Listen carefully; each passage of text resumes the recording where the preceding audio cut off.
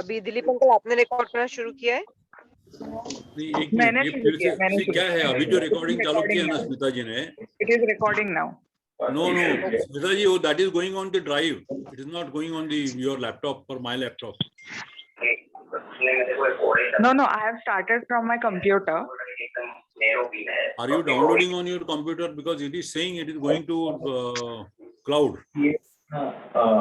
Area lighting क्लाउडला चाललंय स्मिता जी. मी actually सुरू केलंय कम्प्युटर वरूनच, त्यामुळं असायला पाहिजे. ह्याच्या आधी पण एकदा केलंय तेव्हा झालं होतं.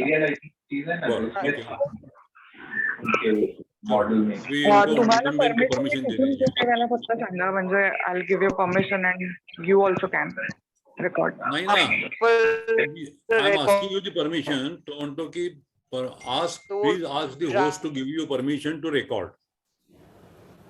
मी असं करू का, तुम्हाला होस्ट करते? एक मिनिट. हाँ, उससे भी काम हो जाएगा.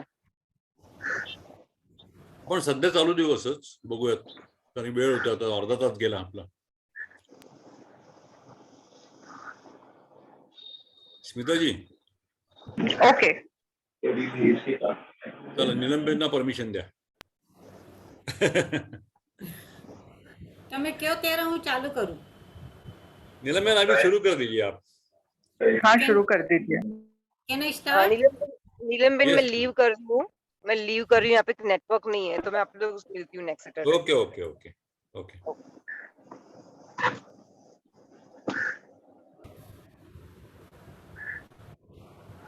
Dilip ji, just you tell me when to start. अभी चालू कर सकती है नीलम जी आप. में अच्छा ओके. खाली इतना ही है नीलम जी, आप थोड़ा आपके यहाँ से आवाज थोड़ा बड़ा करेंगे तो ठीक रहेगा. आपकी आवाज बहुत कम आती है. अच्छा, आपके यहाँ सेटिंग में कुछ होगा तो देखिए ना.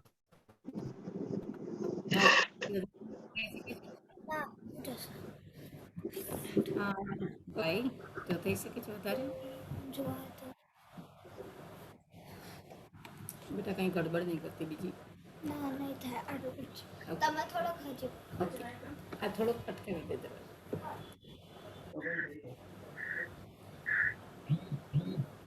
Okay, I am starting now. आनंद में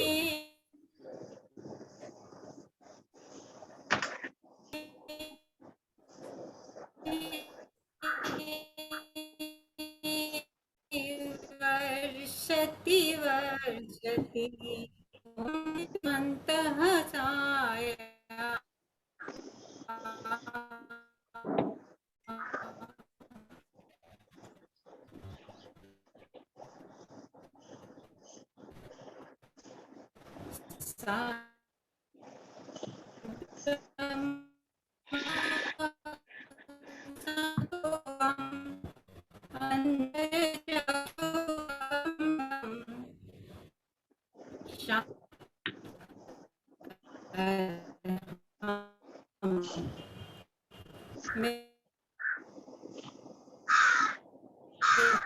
आनंद मेरे अंदर आनंद की वर्षा हो रही, मेरा सब शांत हो रहा है.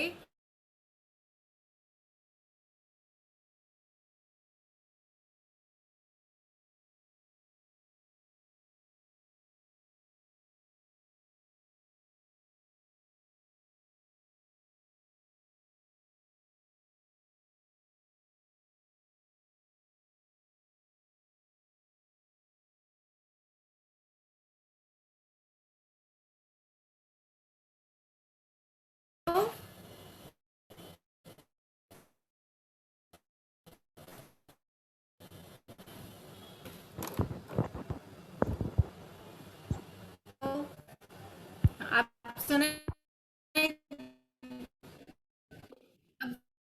सुनाई देता है? हाँ थोड़ा थोड़ा आवाज आ रहा है.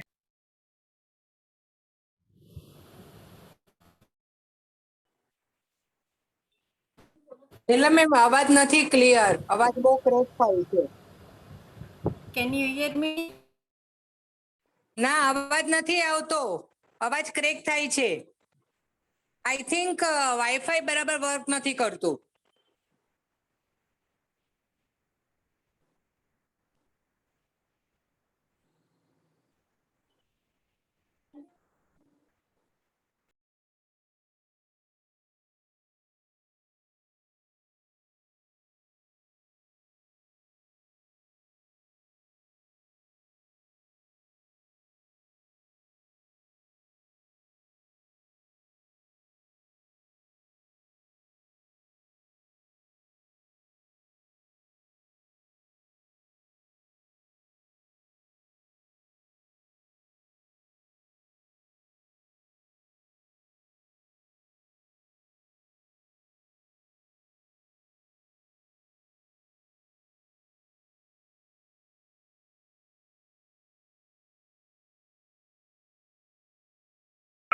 I think Neelamji has exited.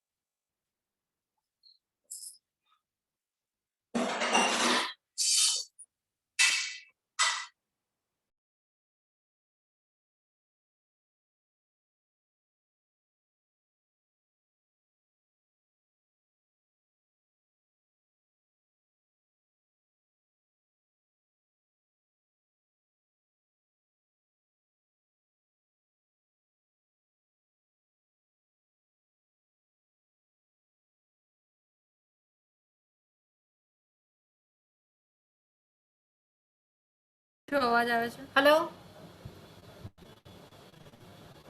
હા આવે છે, અવાજ આવે આવે છે? અવાજ આવે છે. हाँ बारी है. આઈ થિંક વાઈફાઈ માં પ્રોબ્લેમ છે નીલમબેન. હા, બરાબર સંભળાશે નહીં તો હવે અવાજ બરાબર છે? અત્યારે બરાબર છે અવાજ. અમને કોઈ સાંભળવામાં પ્રોબ્લેમ નથી, બધા હોસ્ટનો કો હોસ્ટનો બરાબર અવાજ આવે છે. હા, અત્યારે આવે છે બરાબર અવાજ. ઓકે ઓકે હા, યસ યસ, એકદમ ક્લિયર સાઉન્ડ. ઓકે ઠીક છે, તો હું ચાલુ કરું છું. પણ આજે હવે આપણે 11:05 ચાલુ કરીએ છીએ, તો ક્યાં સુધી ચાલુ રાખવું છે? પૂરેપૂરો સમય લો, તમારી પાસે જો સમય હોય તો. જેની 12 અચ્છા, વાગ્યા સુધી 12 બરોબર છે. ઓકે, તો ઓકે ભલે, ચલો 12 થી 5-10 મિનિટ થોડુંક આગળ કરીને ટ્રાય કરું છું. Okay okay okay Okay. अभी मैं वापस प्रार्थना रिपीट नहीं करती हूँ, हम स्टार्ट ही करेंगे. आज तक हम लोग ने कार्योत्सव के बारे में जानकारी ली, फिर हमने श्वास प्रेक्षा किया. आज का जो प्रयोग है वो है शरीर प्रेक्षा. हमारा शरीर एक है, लेकिन उसको देखने की दृष्टि अनेक है. माने जो एक सामान्य व्यक्ति एक शरीर को देखते हैं तो उसको एक त्वचामयी, मांसमयी और रक्तमयी शरीर के एक मनुष्य देह ही उसको दिखता है। विषांद व्यक्ति होती है, उसको शरीर में सिर्फ रूप, रंग और शरीर को वो सिर्फ एक भोग भोगने का साधन मानते हैं। एक मेडिकल व्यवसायी बहुत अच्छी तरह से शरीर को समझते हैं, उसके शरीर की गतिविधियों को बहुत डिटेल में उन्होंने स्टडी की है, लेकिन उसकी दृष्टि बीमारियों की उपचार की तरफ होती है। आचार्य कहते हैं, आध्यात्म के आचार्य कहते हैं कि शरीर नाशवंत है, गलन, उसमें गलन, सड़न और हर समय कुछ न कुछ बिगड़ता जा रहा है। इसीलिए हमको शरीर को त्याग देना है और सिर्फ आत्मा को पाना है। इस आचार्य को कहना इस तरह से हमें लेना चाहिए कि जो शरीर को नाशवंत कहते हैं वो इसलिए कहते हैं कि हम शरीर को सब कुछ न मान ले और उसमें आसक्त होके सिर्फ शरीर को ही न देखें। हमारा एक जो मनुष्य देह हमें मिला है वो बहुत बहुत पुण्यों के उपार्जन के बाद हमें ये मनुष्य देह मिलता है। उसको हमें हमारी स्वयं को खोजने के लिए, हमारी आत्मा को देखने के लिए उसका उपयोग करना है। इसलिए वो कहते हैं कि जो शरीर नाशवंत है, इस भव का साथी है, तो इसको छोड़ के हमें दूसरा सोचना चाहिए। इसलिए वो शरीर को नाशवंत कहते हैं। हम प्रेक्षाध्यान में शरीर को क्या समझते हैं? हम प्रेक्षाध्यान में शरीर को एक साधन समझते हैं, क्योंकि आत्मा हमारी शरीर में रहती है। अगर हम साधना को महत्व नहीं दें, उसकी उपेक्षा करें, तो हम साध्य तक पहुंच ही नहीं सकती है। इसलिए हमें हमारा शरीर को एक साधन की तरह उपयोग करके हमारे आत्म साधना में हमें लीन करना है। अगर हम ऐसे सोचेंगे कि हम डायरेक्ट आत्मा को पकड़ ले, तो वो शक्य नहीं है। हमें स्थूल शरीर से सूक्ष्म शरीर, सूक्ष्म से अति सूक्ष्म शरीर और फिर आत्मा के स्पंदन को हम पकड़ सकते हैं। तो हम ये शरीर प्रेक्षा के माध्यम से हम स्थूल शरीर से यात्रा करते हुए आत्मा के स्पंदन को पकड़ने का प्रयोग करेंगे। इसलिए हमें पहले शरीर का एक ऊपर से थोड़ी सी माहिती हमें लेनी जरूरी है। तो इसके लिए हम देखेंगे कि शरीर में क्या है, शरीर के एक एक अवयव का स्थान क्या है, उसका क्रिया क्या है। मैं जितना हो सके इतना संक्षिप्त में उसका वर्णन करना चाहूंगी। हमारा पूरा शरीर 600 खर्व माने 6 और उसके बाद 13 शून्य इस संख्या से बना हुआ है। इस छोटे से मूलभूत कणिका, कोश, सेल इतना इम्पोर्टेंट है कि उसमें कई रसायन है, वो कई कार्य करते हैं और उस कार्य के लिए वो एकत्रित होते हैं अपने दूसरे सेल के साथ। इस तरह से एक प्रकार के सेल मिलके टिश्यू होते हैं, एक प्रकार के टिश्यू मिलके ऑर्गन होते हैं, हमारे अवयव होते हैं। एक प्रकार के काम करने वाले ऑर्गन मिलके एक तंत्र बनता है और एक प्रकार के तंत्र माने सिस्टम मिलके हमारा पूरा शरीर बनता है। माने सेल से टिश्यू, टिश्यू से ऑर्गन, ऑर्गन से सिस्टम, सिस्टम से हमारा शरीर। तो इस जो छोटे सेल है उसमें इतनी आवश्यकता के अनुसार वो ऊर्जा लेता है, अपना काम करता है और उसके स्थान में दूसरे सेल आ जाते हैं। माने कई सेल रीबिल्ड होते जाते हैं और कई सेल रीबिल्ड नहीं भी होते हैं। इस सेल में परंपरागत माने इनहेरिटेंस की जो क्वालिटी होते हैं, जिसको हम जीन्स कहते हैं, वो भी रहते हैं। ये सेल्स मुख्य प्रकार के 4 है, उसके 4 प्रकार के मुख्य सेल हैं। सबसे पहले सेल्स वो जो हमें त्वचा के सेल, जो हमारी स्किन बनाते हैं, उस प्रकार के सेल को हम त्वचा के लगते सेल कहते हैं। उसके बाद में हमारी हड्डियाँ और कार्टिलेज माने हमारी जो बोन्स के लगते सेल है, उसकी एक अलग प्रकार है। उसके बाद में हमारे स्नायु मसल्स के जो लगते हैं सेल, वो अलग प्रकार के हैं, तो ये स्नायु के लगते सेल है। और चौथा प्रकार है ज्ञान तंतु, जो हमारी नाड़ी तंत्र नर्वस सिस्टम से पूरे बने हुए हैं, उसको हम कहते हैं नर्वस सिस्टम के न्यूरॉन्स। इसलिए ये त्वचा संबंधी सेल अलग होते हैं, हड्डी के संबंध सेल अलग होते हैं, हमारे मस्कुलर सेल अलग होते हैं और हमारे ज्ञान तंतु अलग होते हैं। सबका कार्य अलग अलग होता है, लेकिन वो सुचारू रूप से सभी इकट्ठे मिलके काम करते हैं, तब हमारा पूरा शरीर ये ठीक से चलता है। अब ये जो सिस्टम है, मुख्य सिस्टम है, उसके बारे में हम थोड़ी जानकारी लेंगे। हम श्वसन तंत्र के बारे में आज नहीं कहेंगे, क्योंकि श्वसन तंत्र के बारे में हमने जान लिया है। अंतरस्रावी ग्रंथि माने एंडोक्राइन ग्लैंड सिस्टम के बारे में हम अगले लेक्चर में लेंगे, जब हम चेतना केंद्र के बारे में लेंगे।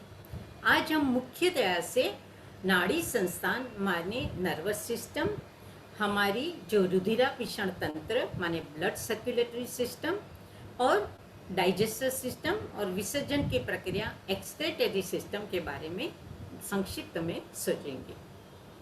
हमारे मुख्य जो तंत्र है, जो मुख्य सिस्टम है, वो सबसे पहला नाड़ी संस्थान माने नर्वस सिस्टम, उसके बाद में रुधिराभिसरण तंत्र माने ब्लड सर्कुलेटरी सिस्टम, इसके बाद में श्वसन तंत्र माने रेस्पिरेटरी सिस्टम, इसके बाद में पचन तंत्र माने डाइजेस्टिव सिस्टम, इसके बाद में विसर्जन तंत्र या उत्सर्ग तंत्र जिसे हम एक्सक्रीटरी सिस्टम कहते हैं, और हमारी रिप्रोडक्टिव सिस्टम प्रजनन तंत्र, और लास्ट में लेकिन बहुत इंपॉर्टेंट अंतरस्रावीय ग्रंथि तंत्र माने एंडोक्राइन ग्लैंड सिस्टम। इस पूरी तंत्र मिलके जो हमारे शरीर को चलाता है, उसे हम किस तरह से अच्छी तरह से उसकी कार्यविधि अच्छी तरह से चल सके, इसके लिए हम शरीर परीक्षा करते हैं।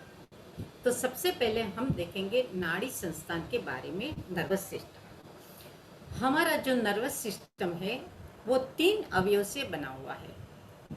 मस्तिष्क, उसकी जो पूरी एक अंदर से जो पूरी नाड़ी निकलती है, स्पाइनल कॉर्ड, और स्पाइनल कॉर्ड से शाखा प्रशाखा पूरे शरीर में फैलती है, वो तीसरा माने मस्तिष्क, स्पाइनल कॉर्ड और इसकी शाखा प्रशाखा। अब हम देखेंगे कि मस्तिष्क का क्या काम है। मस्तिष्क सबसे इम्पोर्टेंट अवयव हमारे शरीर का है, इसीलिए उसके लिए उसको प्रोटेक्शन की भी जरूरत है, और इसलिए उसको प्रोटेक्शन दिया है स्कल के माध्यम से। हमारे पूरे जो ब्रेन है उसको एक लिक्विड के माध्यम, जिसको ब्रेन फ्लूइड कहते हैं, उसमें वो तैरता है। उसके बाद में एक मेम्ब्रेन होती है, और मेम्ब्रेन के ऊपर एक स्कल होता है, जिसके लिए हम थोड़ा सा कुछ भी एक्सीडेंट की कुछ भी हो तो इससे हमारे ब्रेन को झर्क न लगे, और ये सब उस ब्रेन फ्लूइड में एब्सॉर्ब हो सके और हमारा ब्रेन अच्छी तरह से सुरक्षित रह सके। इस ब्रेन हमारे पूरे शरीर में सिर्फ 2% है, माने अगर हमारा शरीर का वजन 100 kg है तो ब्रेन का वजन 2 kg है, लेकिन उसको सबसे ज़्यादा ऑक्सीजन और रक्त की ज़रूरत पड़ती है, क्योंकि उसका कॉम्प्लेक्स काम है, जटिल काम है, उसे बहुत काम करना पड़ता है। और एक ही मस्तिष्क में ज्ञान तंतु न्यूरॉन्स की रचना इस तरह बनाई गई है कि इतने सारे न्यूरॉन्स एक छोटे से ब्रेन में रह जाते हैं। इस ब्रेन में हमारे संवेदना केंद्र है, माने जो हम इंद्रियों से काम करते हैं वो सिर्फ क्रिया होती है, लेकिन उसको जानने समझने की क्रिया इस संवेदना केंद्र में होती है जो मस्तिष्क में है। इस मस्तिष्क बहुत सी संवेदना का केंद्र है, जिससे उसके आदेश अनुसार इंद्रियां काम करती है। इस ब्रेन के जो ज्ञान तंतु है वो 2 तरह के होते हैं, 2 युग्म से बने हुए हैं, एक ज्ञानवाही ज्ञान तंतु और एक क्रियावाही ज्ञान तंतु।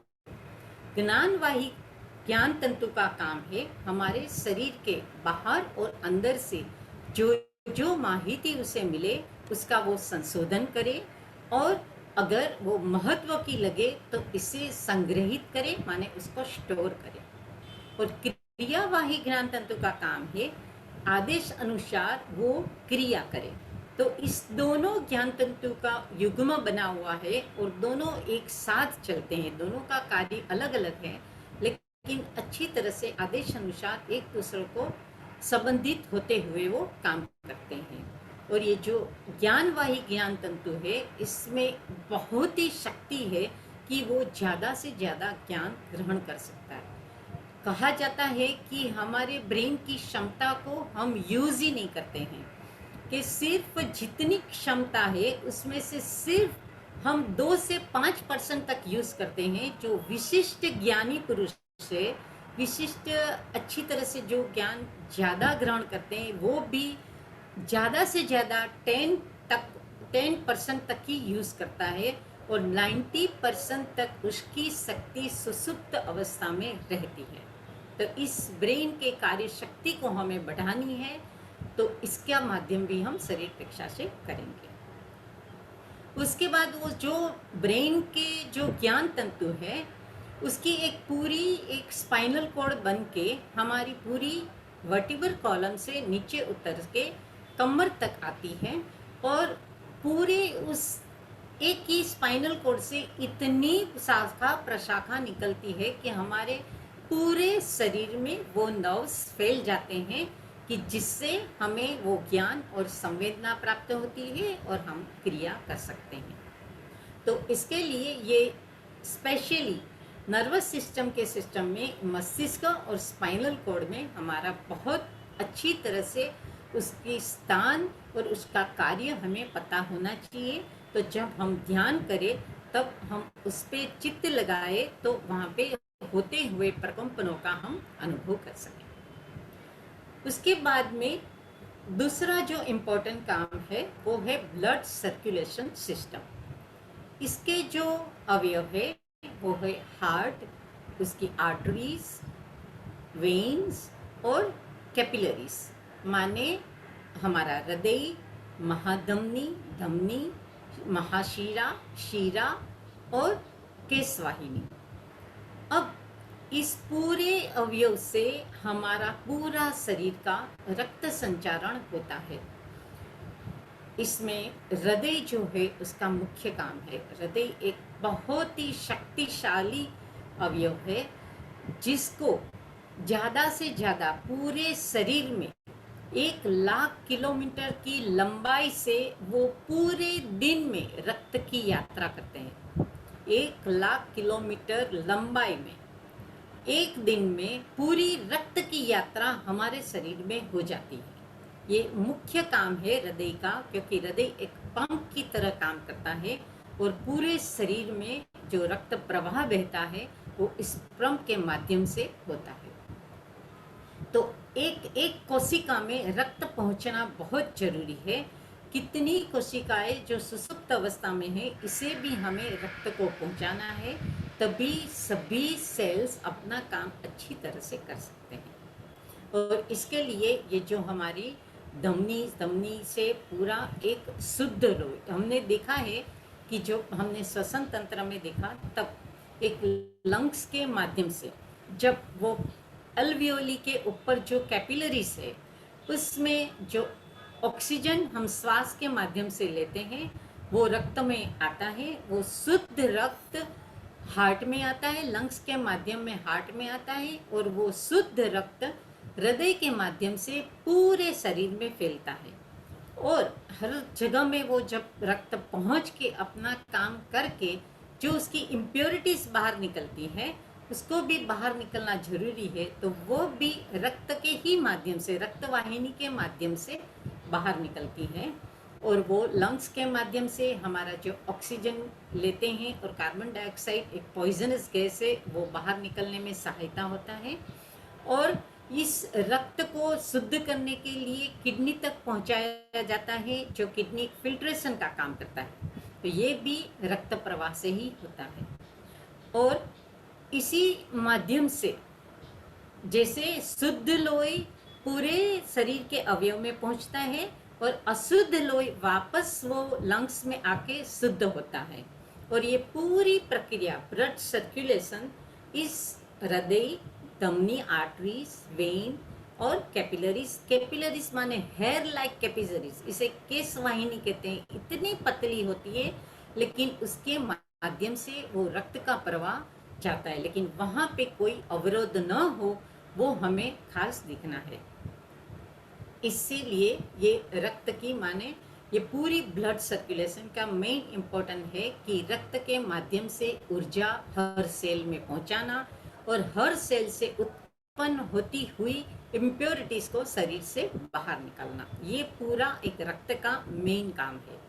इसके अलावा हमारे जो अंतरस्रावीय ग्रंथि है उसके जो स्राव है, एंडोक्राइन ग्लैंड सिस्टम के उसके जो स्राव है वो रक्त में डायरेक्ट आ जाता है, जिससे उसका तरत हमें यूज होता है और उसके माध्यम से भी हमारा पूरा एक अलग से ही काम होता है कि जिसके हिसाब से उस स्राव के हिसाब से हम कार्य करते हैं। वो अंतरस्रावी ग्रंथि का हम बाद में लेंगे नेक्स्ट लेक्चर में, लेकिन इतना खाली याद रखना है कि वो स्राव भी रक्त में डायरेक्ट मिल जाते हैं और रक्त के माध्यम से पूरे शरीर में फैलता है।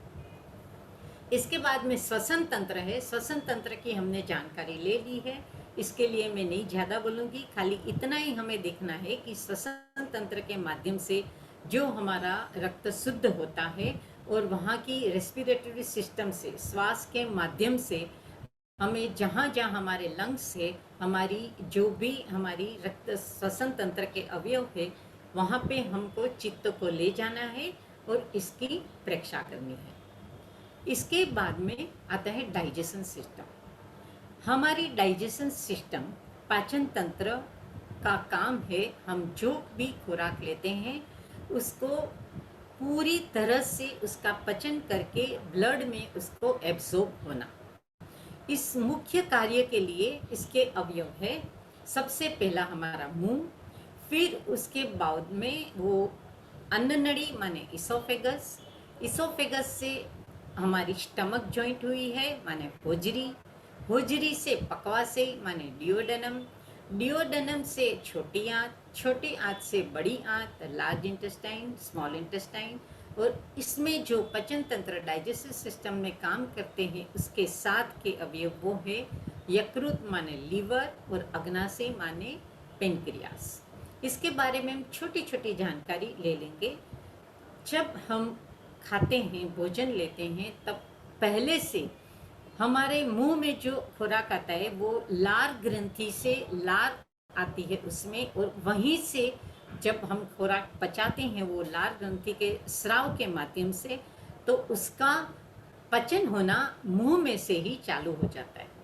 चबाया हुआ सेमी सॉलिड खुराक अन्न नड़ी के माध्यम से आकुंचन और विकुंचन की प्रक्रिया से अन्न नड़ी इसोफेगस से होजरी में जाता है। होजरी माने स्टमक। स्टमक की रचना भी बहुत ही अद्भुत है। इस स्टमक में जो मेम्ब्रेन है उसमें कई प्रकार के स्राव हमारे स्टमक में झरते हैं, जिससे जो वो खुराक आता है उसमें पचने की क्रिया होती है। यहाँ पे खुराक 2 या 3 घंटे तक रहता है। वो पूरी एक चौन होता है और वहाँ से अलग अलग प्रकार के जो भी हम खाना खाते हैं वो अलग अलग प्रकार में डिवाइड होके अलग अलग तरह से पचन होता है। जो अनडाइजेस्टेड फूड है वो उसमें स्पेशली हाइड्रोक्लोरिक एसिड का मुख्य महत्व है, जो खुराक पचाने की प्रक्रिया करते हैं। वो ही हाइड्रोक्लोरिक एसिड हमारे स्टमक के जो मेम्ब्रेन से आती है उसको डाइल्यूट करने के लिए के एंजाइम भी इसी माध्यम से निकलते हैं कि जिससे हमारा स्टमक की जलन की प्रक्रिया न हो और वो हाइड्रोक्लोरिक एसिड और एंजाइम मिल के काम करें। जो अनडाइजेस्टेड फूड है फिर वो पकवासी में आ रहा है। पकवासी माने डियोडेनम, इसमें मुख्य महत्व का काम होता है। इसे कहते ही है पकवासी माने जहाँ पे ज़्यादा से ज़्यादा पकने का काम हो। यहाँ पे कई प्रकार के स्राव उसे मिलते हैं जो पाचक रस कहलाए जाते हैं, जो लीवर के माध्यम से और पेनक्रियास के माध्यम से मिलते हैं। यहाँ मेन पचने का कार्य होता है और फिर वहाँ से जो अनडाइजेस्टेड फूड है वो छोटी आंत में आती है। छोटी आंत में इस आइलैंड जैसी एक रचना होती है। छोटी आंत वैसे वो डायमीटर में कम है, लेकिन वो लंबी है, लेकिन पूरा खुराक उसमें उसकी यात्रा होती है, उसमें एब्जॉर्बन हंसा है और उसका डाइजेशन भी होता है। और फिर धीरे धीरे वो छोटी आंत से निकल के वो बड़ी आंत में आती है। बड़ी आंत हमारी 2 मीटर लंबी है, उसकी डायमीटर भी 5 से 6 मिलीमीटर का है, और यहाँ पे मेन खुराक का एब्सॉर्प्शन होता है, और जो वेस्ट निकलता है वो एनस के माध्यम से बाहर निकल जाता है। इस पूरी प्रक्रिया में 8 घंटे से 20 घंटे तक का समय लगता है। इसको हमें खास यही समझना है कि हमारी अन्न नली एसोफेगस के बाद हमारे स्टमक आता है, स्टमक के बाद हमारा डियोडेनम आता है, डियोडेनम से छोटी आंत माने स्मॉल इंटेस्टाइन, उसके बाद बड़ी आंत माने लार्ज इंटेस्टाइन, और यहाँ पे जो हमारा तनुपट माने जो डायाफ्राम है उसके राइट साइड में लीवर रहता है, जिसको बहुत महत्व का काम करता है हमारे शरीर में। लीवर कहा जाता है कि 500 से ज़्यादा काम ये सिर्फ एक लीवर ही कर सकता है। यहाँ पे शुद्धता की प्रक्रिया होती है, स्टोरेज की प्रक्रिया होती है, स्राव रिलीज होने की प्रक्रिया होती है। इसी से हमारा पाचन तंत्र बहुत अच्छी तरह से चलते हैं, और दूसरे अवयव में भी लीवर को बहुत मदद मिलती है लीवर से। और अग्नाशय माने पेनक्रियास में छोटे छोटे आइलैंड होते हैं, जिसको कहते हैं आइलेट्स ऑफ लैंगरहैंस। यहाँ पे जो ग्लूकोकॉन और ये जो इंसुलिन पैदा होता है, इससे जो ग्लूकोज और इंसुलिन का एब्जॉर्प्शन भी होता है और उसका संतुलन भी होता है। तो इसके लिए ये सब अवयव मिल के पूरा हमारा एक डाइजेशन सिस्टम क्रिएट होता है, और इसके माध्यम से हमारा पूरा शरीर में खुराक को पचने की क्रिया होती है। फिर विसर्जन तंत्र माने एक्सक्रीटरी सिस्टम के मेन अवयव है हमारी लंग्स, त्वचा और किडनी।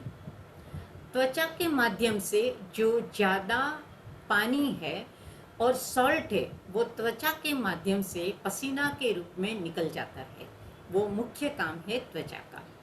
लंग्स का काम हमने देखा कि वो जो शुद्ध ऑक्सीजन हम लेते हैं और कार्बन डाइऑक्साइड को हम बाहर निकालते हैं। और तीसरी मुख्य महत्व की है किडनियाँ। ये किडनियाँ हमारी कहाँ है उसको हमें ध्यान से देखना है। हमारे पीछे की तरफ कटी, हमारा जो कमर है उसके ऊपर डायाफ्राम के नीचे दोनों किडनियाँ स्पाइनल कॉर्ड के आजू बाजू स्थित है। वो किडनियों का मुख्य काम है हमारा जो रक्त उसमें आता है उसको फिल्टर करना। जो पूरे शरीर में जो रक्त बहता है और उस रक्त की इम्प्योरिटीज को फिल्टर करने के लिए प्रत्येक किडनी, हमारे पास 2 किडनी है, प्रत्येक किडनी में 1 मिलियन फिल्टर होते हैं, जिससे ये रक्त फिल्टर होता है। पूरे दिन में 180 रक्त को वो फिल्टर करता है, और 1.5 लीटर से कम वो यूरिन की मात्रा में उसे बाहर निकलता है। इसीलिए ये किडनी की प्रक्रिया को जानने और समझने की हमें आवश्यकता है कि इसके लिए जो हम इस तरह का खुराक खाए कि उसके ऊपर ज़्यादा प्रेशर न आए और हमारी किडनी को हमें सुरक्षित हम रख सकें। प्रजनन तंत्र के बारे में हम नहीं बहुत बात करेंगे, क्योंकि इसमें हम प्रेक्षा के माध्यम से उसमें कुछ चेंज नहीं ला सकते हैं।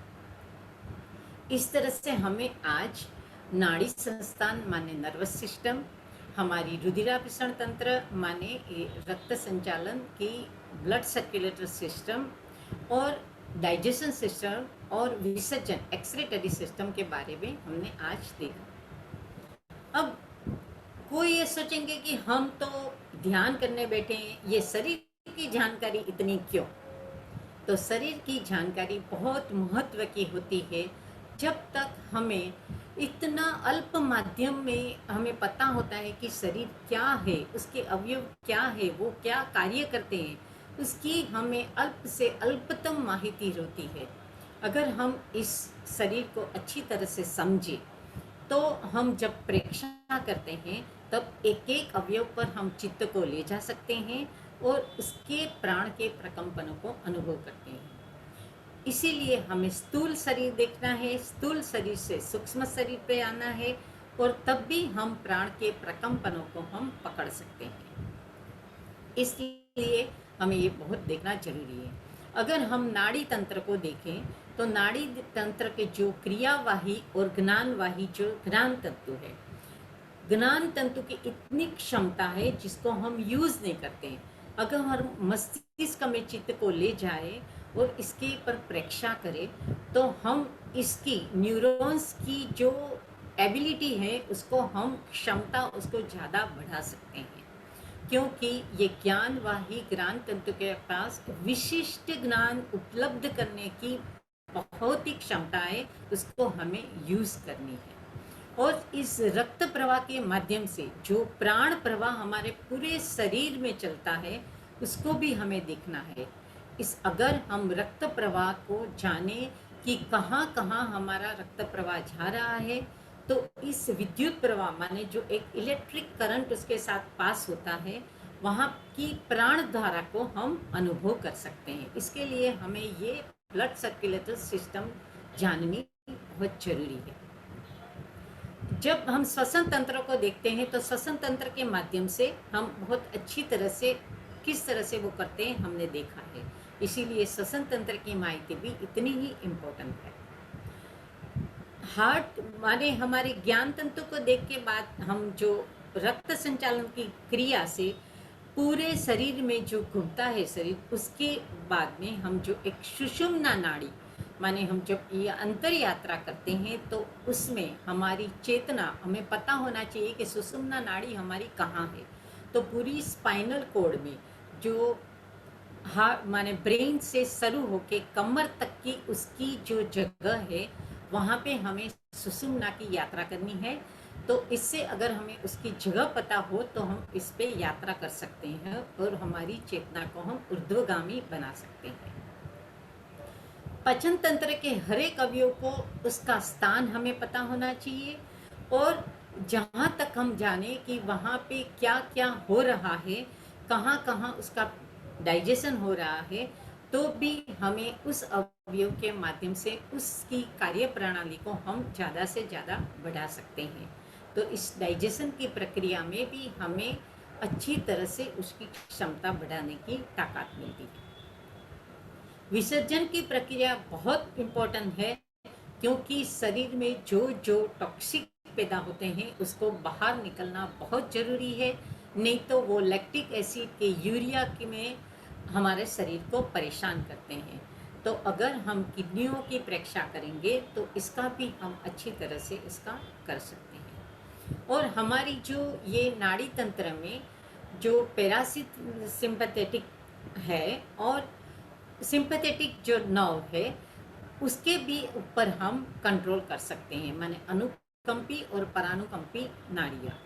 और जो स्वास्थ्य तंत्र माने जो अपने हिसाब से काम करते हैं, जो शरीर के अंदर के कई अवयव ऐसे हैं कि जो श्वसन तंत्र हमारे रुधिराकर्षण तंत्र वो अपने आप कंट्रोल करते हैं, लेकिन वो ब्रेन के माध्यम से होते हैं।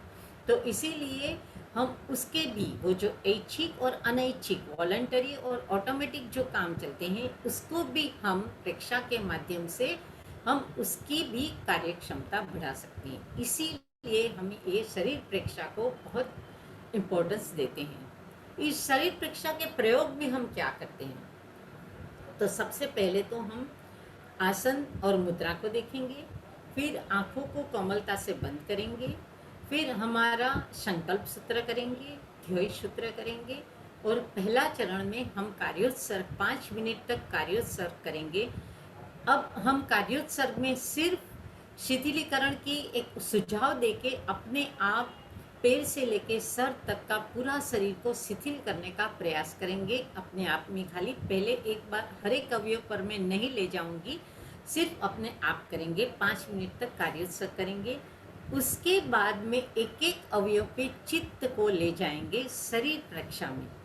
अब इसमें हमें सिर्फ देखना है कि शरीर प्रेक्षा के माध्यम में त्वचा के ऊपर क्या हो रहा है, कि त्वचा की जो हमें हमारे कपड़े लगते हैं, को कपड़े का स्पर्श की अनुभूति होगी, वहाँ पे कुछ खुजली होती है उसका अनुभव होगा, कुछ दर्द पीड़ा होते हैं उसका अनुभव होगा।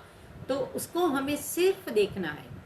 फिर उसी अवयव में हमें अंदर जाके उसके जो प्राण प्रवाह है, एक एक जो भी तंत्र, जो भी हम अवयव का नाम करके वहाँ पे हम प्रेक्षा करेंगे, वहाँ पे हम प्राण द्वारा का प्रकंपनों का अनुभव करेंगे।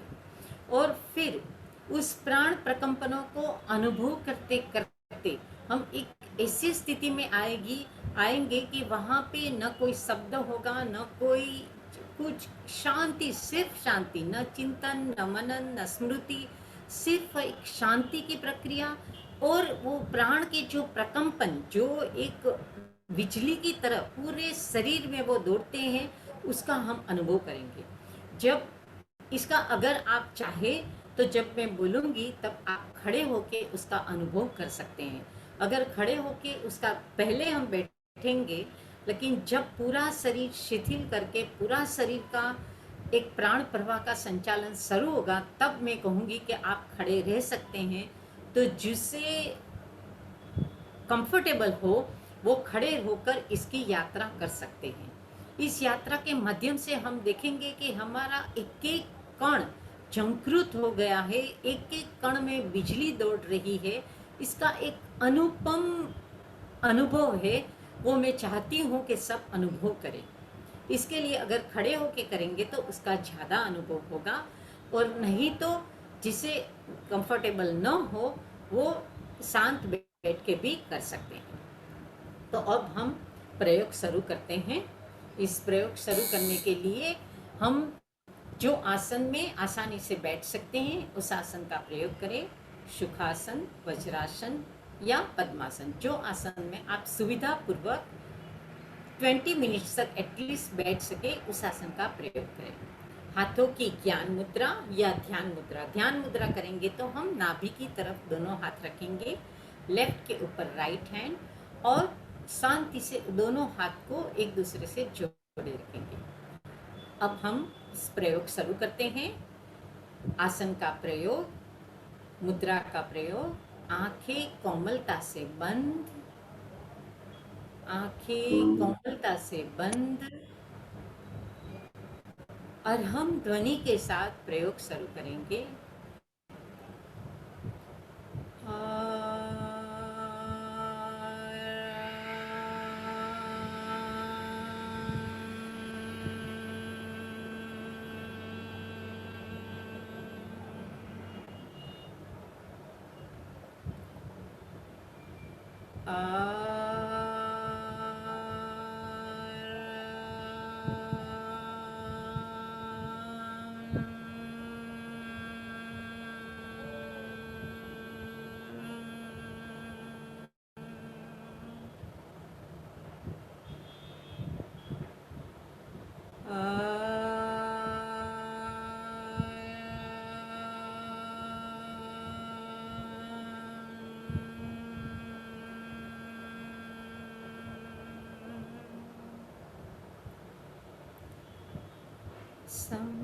संपिखये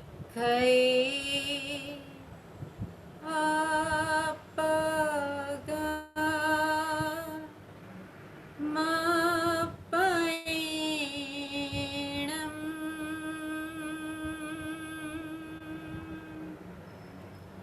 आत्मा के द्वारा आत्मा को देखे, अपने आप को देखने के लिए प्रेक्षा ध्यान का प्रयोग करें। ध्येय क्षेत्र में चित्त शुद्धि के लिए प्रेक्षा ध्यान का प्रयोग कर रही हूँ।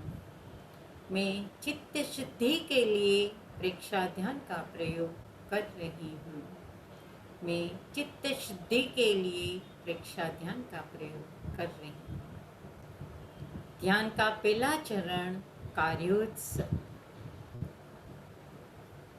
शरीर को स्थिर, शिथिल, तनाव मुक्त करें। कहीं अकड़न न हो, न कहीं अकड़न न कहीं जकड़न। मांसपेशियों को ढीला छोड़े, शरीर की पकड़ को छोड़े।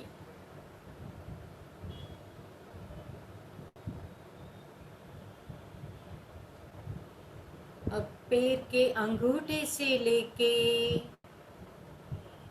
सिर तक के एक एक अवयव पर शिथिलता का आदेश दें। एक एक अवयव शिथिल हो रहा है, इसका अनुभव करें। पैर से लेके सिर तक का एक एक अवयव स्थिर, शिथिल, तनाव मुक्त हो गया है, वो अपने आप अनुभव करें। पूरे शरीर में चित्त को आदेश देते हुए एक एक अवयव पे धीरे धीरे चित्त को ले जाएं। प्रेम पूर्वक शिथिलता का आदेश दे, शिथिलता का अनुभव करें।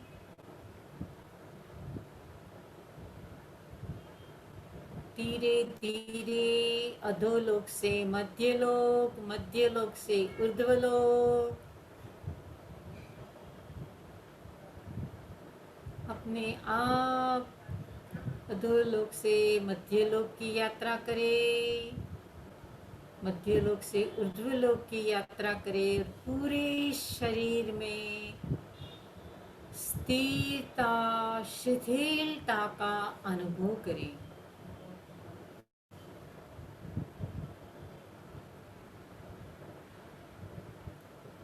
कार्योत्सव का अर्थ ही है शिथिलता से स्थिरता, से शिथिलता, शिथिलता से सहिष्णुता। एक एक अवयव की शिथिलीकरण, प्रत्येक अवयव के प्रति जागृति। अनुभव करें। पैर से लेके सिर तक का एक एक अवयव स्थिर, शिथिल, तनाव मुक्त हो गया है। शिथिल, शिथिल, शिथिलता का अनुभव करें।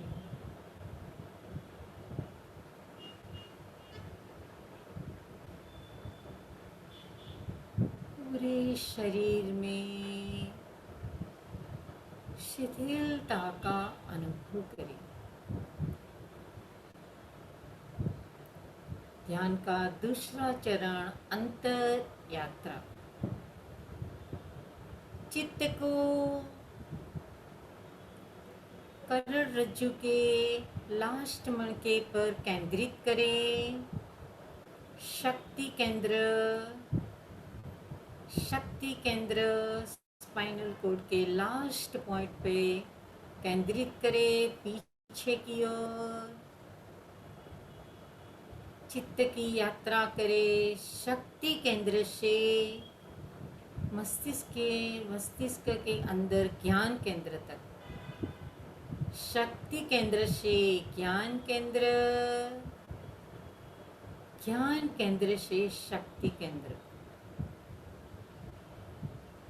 नीचे से ऊपर, ऊपर से नीचे। शक्ति केंद्र से ज्ञान केंद्र, ज्ञान केंद्र से शक्ति केंद्र। श्वास को साथ में जोड़े, श्वास को छोड़ते हुए नीचे से ऊपर, शक्ति केंद्र से ज्ञान केंद्र, श्वास को लेते समय ज्ञान केंद्र से शक्ति केंद्र, ऊपर से नीचे, श्वास को छोड़ते नीचे से ऊपर, श्वास को भरते ऊपर से नीचे, पूरे सुषुम्ना के मार्ग में चेतना का अनुभव करे, प्राण प्रकंपनों का अनुभव करे, सुषुम्ना के मार्ग पे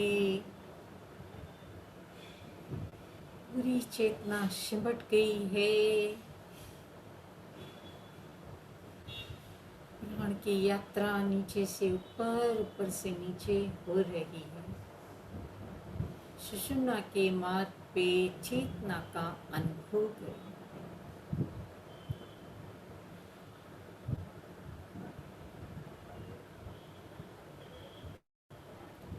अब हम चित्त को दोनों पैर के अंगूठे पे ले जाएंगे। वहां पे चित्त की यात्रा करेंगे। दोनों पैर के अंगूठे, दोनों पैर के अंगुलियां,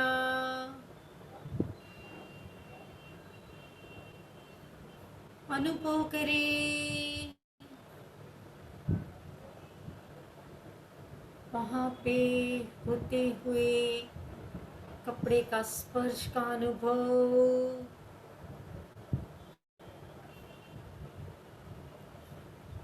कहीं दर्द है, कहीं पीड़ा है, इसका अनुभव।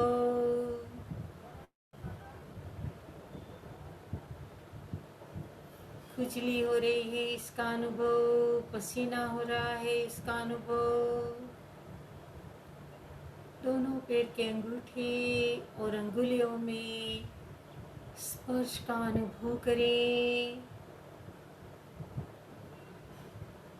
प्रियता और अप्रियता के भाव से अलग होके सिर्फ उसे ज्ञाता दृष्टा भाव से देखें। प्रियता और अप्रियता से भाव से हटकर सिर्फ उसे ज्ञाता दृष्टा भाव से देखें। जो कुछ हो रहा है उसको देखें।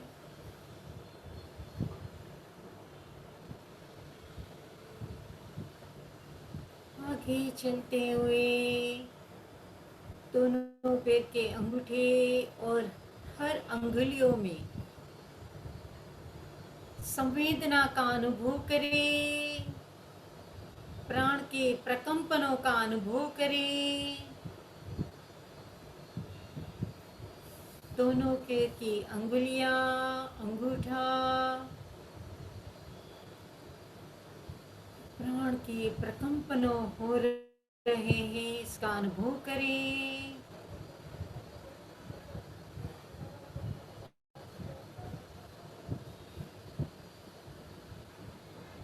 इसी तरह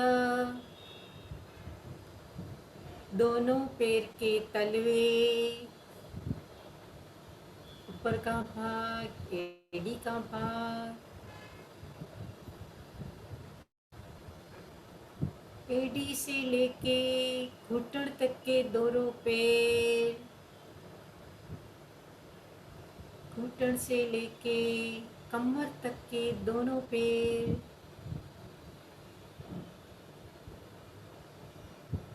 दोनों पैर के बीच में पेडू का पार्ट, त्रिकोणाकार पार्ट, अंदर की हड्डियां, स्नायु, बोन स्ट्रक्चर, दोनों पैर के मसल्स,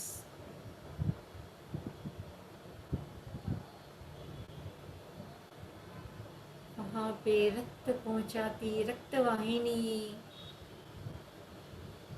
दोनों पैर की त्वचा, सिर्फ उसे देखें, अनुभव करें, त्वचा के ऊपर होते हुए अनुभव करें कपड़े का स्पर्श, खुजली, पसीना,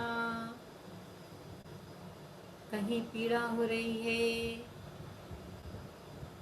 सिर्फ उसे प्रियता अप्रियता के भाव के बिना देखें, ज्ञाता दृष्टा भाव से देखें।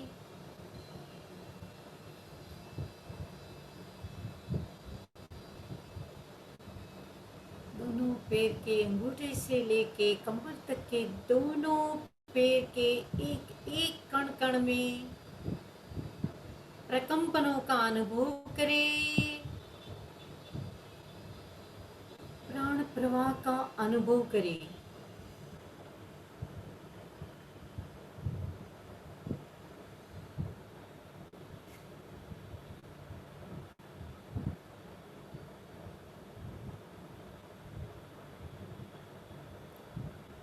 चित्त की यात्रा आगे चलते हुए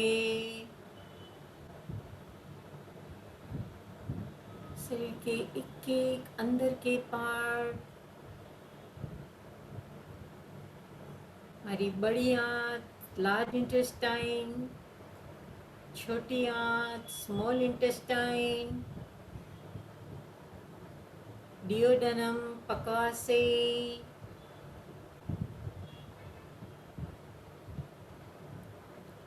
अग्नाशयी, पैंक्रियास, लीवर, यकृत, होजरी, स्टमक, इसोफेगस, अंदनड़ी, पाचन तंत्र के एक एक अवयव पर चित्त को ले जाएं।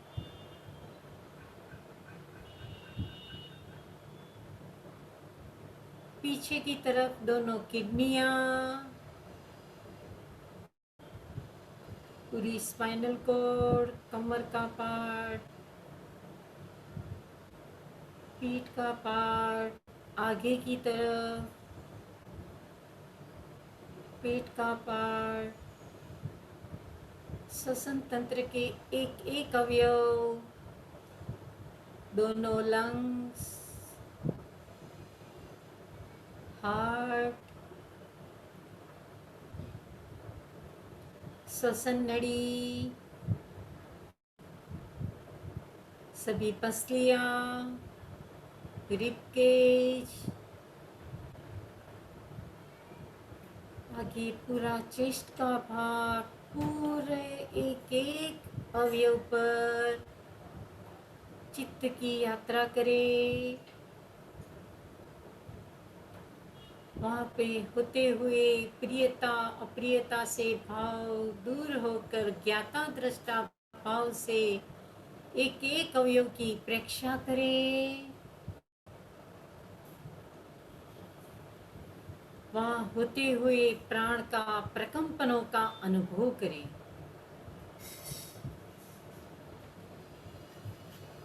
अंदर के एक एक अवयव में प्राण का प्रकंपनों का अनुभव करें।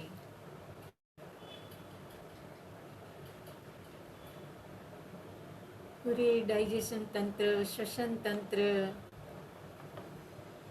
ऊर्ध्वलोक की एक एक अवयव पर प्राण का प्रकंपन का अनुभव करें। चित्त की यात्रा को आगे बढ़ाते हुए दोनों हाथ की हथेली, सभी अंगुलियां, मणिबंध, मणिबंध से कोहनी तक के दोनों हाथ, कोहनी से लेके खभी तक के दोनों हाथ, अंदर की हड्डियां, स्नायु, त्वचा, एक एक कण को देखें, सिर्फ उसे देखें।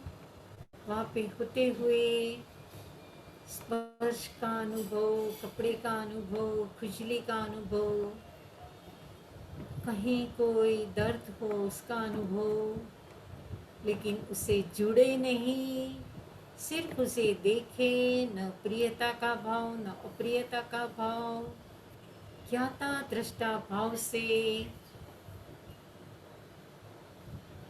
पूरे मध्यलोक की यात्रा करें। पूरे मध्यलोक में प्राण के प्रकंपनों का अनुभव करें।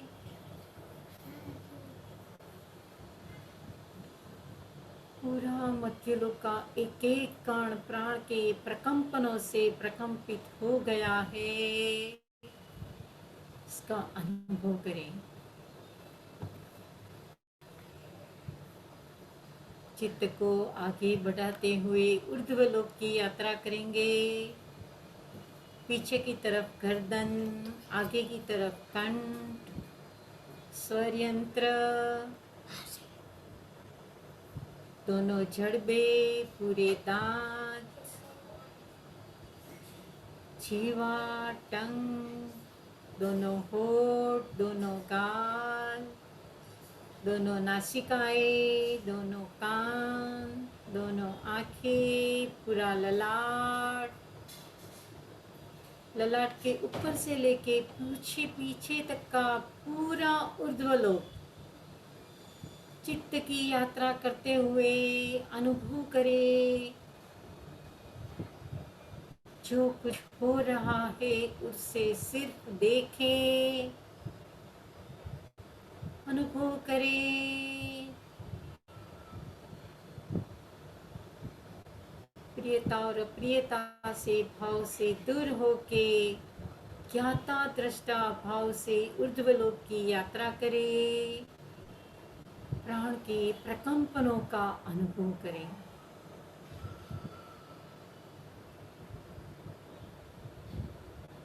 अब जो खड़े होके करना चाहते हैं वो धीरे से खड़े हो जाएं। आंखें बंद रहेगी, धीरे से खड़े हो जाएंगे और पैर से लेके सिर तक एक पूरी प्राण प्रवाह का अनुभव करेंगे। चित्त की क्षमता है कि वो एक केंद्र पर केंद्रित भी हो जाता है और वो पूरे शरीर में फैल भी सकता है। इस चेतना का हम अनुभव करेंगे। पैर की अंगुली से लेके सिर तक एक एक अवयव में प्राण धारा बह रही है। पूरे प्राण धारा का अनुभव करेंगे, नीचे से ऊपर, ऊपर से नीचे। पूरी प्राण धारा पूरे शरीर के एक एक रक्त में संचलित हो रही है। एक एक कण में ये प्राण का अनुभव करे, प्राण के स्पंदनों का अनुभव करे, प्रकंपनों का अनुभव करे। एक एक कण झंकृत हो गया है। प्राण धारा पूरे शरीर में दौड़ रही है। प्राण प्रवाह का अनुभव। कहीं कोई दर्द हो तो वहां पे प्राण धारा को कुछ क्षण तक रोके, उसकी प्रेक्षा करे, सिर्फ प्रेक्षा करे। वो दर्द का अनुभव नष्ट हो जाएगा, न कोई दर्द। जहाँ कहीं अकड़न हो, जकड़न हो, वहां पे प्राण धारा को रोके, उसका अनुभव करे, उसको अदृश्य होता हुआ जाने। पूरे शरीर में प्राण धारा बह रही है। एक एक कण झंकृत हो गया है। एक एक शरीर में उस प्राण प्रवाह, प्राण प्रकंपनों का अनुभव। हमारे तेजस शरीर का अनुभव। सूक्ष्म शरीर का अनुभव,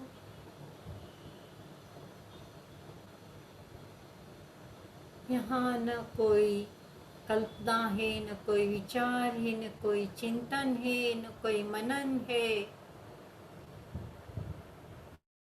परम शांति का अनुभव, अपूर्व एक आनंद का स्रोत इस बिजली धारा के साथ कण कण में बह रहा है, इसका अनुभव। हमारा शरीर का पूरा एक एक कण आंदोलित हो गया है। सुख की अनुभूति, प्रसन्नता की अनुभूति, धीरे धीरे वो प्राण प्रवाह शांत हो रहा है, शांत हो रहा है। शरीर के एक एक कण में अपूर्व शांति का अनुभव, प्रसन्नता का अनुभव।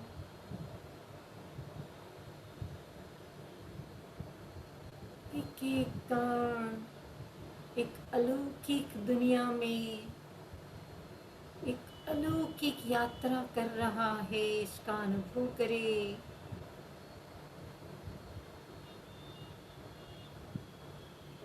हम सिर्फ स्वयं को देख रहे हैं, स्वयं का अनुभव कर रहे हैं। हमारी बाहर की दुनिया से दूर हम भीतर की दुनिया में मग्न हो गए हैं।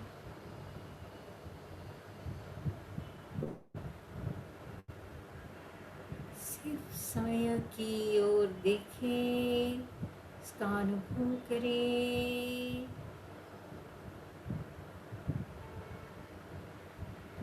इस अनुभूति को स्थायी रखने के लिए पूर्ण रूप में मग्न हो जाए। सिर्फ इसका अनुभव करें, 1 मिनट तक इसका अनुभव करें।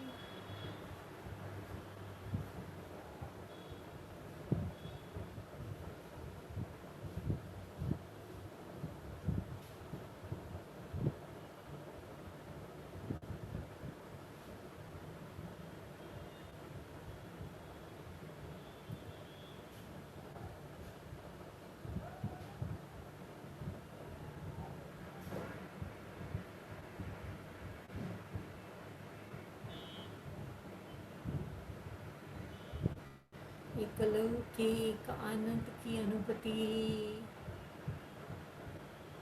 प्रसन्नता की अनुभूति।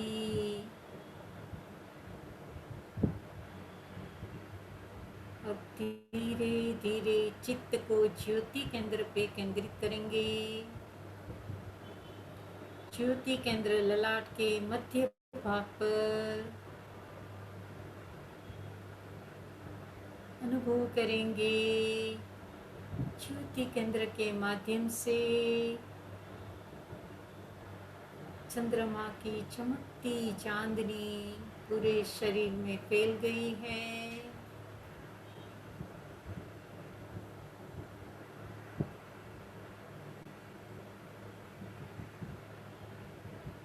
ज्योति केंद्र पर श्वेत कलर का अनुभव करेंगे। शांति का अनुभव। न हमें कोई गिला है, न सिकवा है। एक मैत्रीपूर्ण स्थिति का अनुभव, अपूर्व शांति का अनुभव।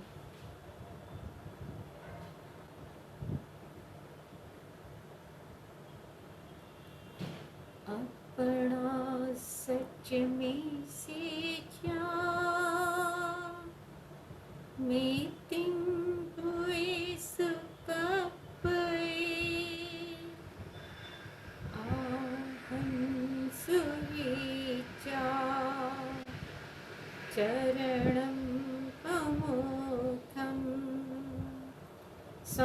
सत्य शोधे, सबके साथ मैत्री करे, दुख मुक्ति के लिए विद्या और आचरण का अनुशीलन करे। शरण सूत्र का उच्चारण।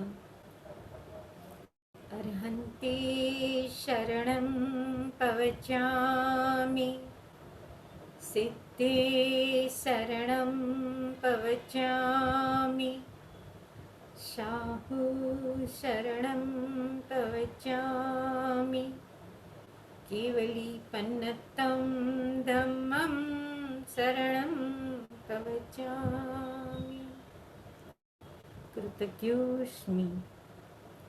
वन्दे सत्यम्, वन्दे अरहम्, वन्दे गुरुवरम्। ओम अरहम। धीरे से आँख को खोल दे, धीरे से बैठ जाए।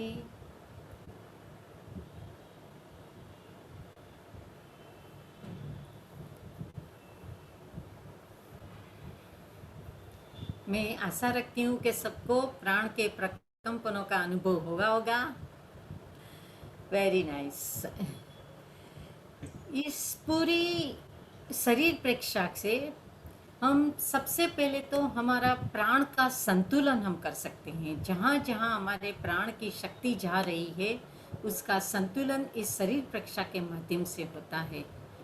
दूसरी निष्पत्ति, जब हम ये शरीर प्रेक्षक करते हैं तो अनुभव होता होगा कि हम कोई भी भूतकाल की स्मृति में नहीं है, भविष्य की कल्पना में नहीं है, कोई विचार विकल्पन नहीं है। हम एक वर्तमान की स्थिति में देखते हैं और एक जागृति, एक अलर्टनेस आती है। पूरे शरीर के एक एक कण जागृत हो जाता है। जो इसके लिए वो जो एक अलर्टनेस, जागृति की अनुभव होती है, जैसे हमें लगता है कि हमारी क्षमता, एक एक शरीर के कण कण की क्षमता बढ़ गई है। और इस शरीर प्रेक्षा के माध्यम से जो हम पूरी शरीर की प्रक्रिया को हम चेंज कर सकते हैं, इसमें बदलाव ला सकते हैं, क्योंकि हर एक अवयव पर हम चित्त को ले जाते हैं और वहाँ पे उसको सुचारू रूप से उसका ध्यान करके उसकी कार्य प्रक्रिया को हम अलग तरह से उसमें परिवर्तन लाते हैं, क्योंकि प्राण धारा हर एक कण कण में बहती है। इसलिए ये शरीर प्रेक्षा का अनुभव जितना डीपली हम करेंगे, तब हम ये सूक्ष्म शरीर से, हम स्थूल शरीर से सूक्ष्म शरीर तक आएंगे और अंदर में जो ये पूरा एक आनंद की अनुभूति होगी, तो वहाँ से हमें बाहर निकलने की इच्छा ही नहीं होगी। ऐसे रहेगा कि बाहर की कोई समस्या से हमें कुछ लेना देना नहीं है, हमें बाहर की दुनिया से कोई मतलब नहीं है। हमारी भीतर की समृद्धि है, उसमें हमें रहना ज़्यादा से ज़्यादा हम पसंद करते हैं। इसीलिए जो वो मेडिटेशन करते हैं, ध्यान में जाते हैं, उसको बाहर निकलने की इच्छा नहीं होती है। तो इस तरह से प्रयोग के हम ये सब अनुभव कर सकते हैं। अब कोई क्वेश्चन करना है तो हम 5 मिनट तक कर सकते हैं। બહુ જ પ્રેક્ટિસની જરૂર છે આમાં. ખૂબ જ બહુ જ આનંદ આવ્યો, પણ કેટલી પ્રેક્ટિસ જેટલી કરશું